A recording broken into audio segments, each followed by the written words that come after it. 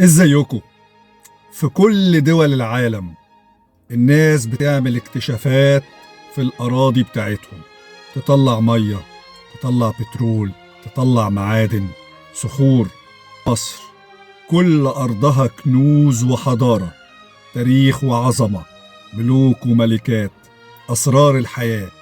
وده اللي بيخلي العالم لحد دلوقت يجي هنا علشان يعرف أصل الحياة وأصل المصريين القدماء.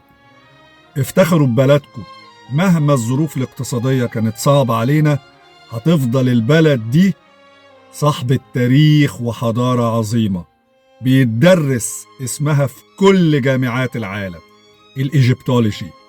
مصر عمرها ما هتموت، مصر هتعيش بحضارتها وبتاريخها وبشعبها اللي هيحافظ عليها وهيستحمل كل الأزمات دي.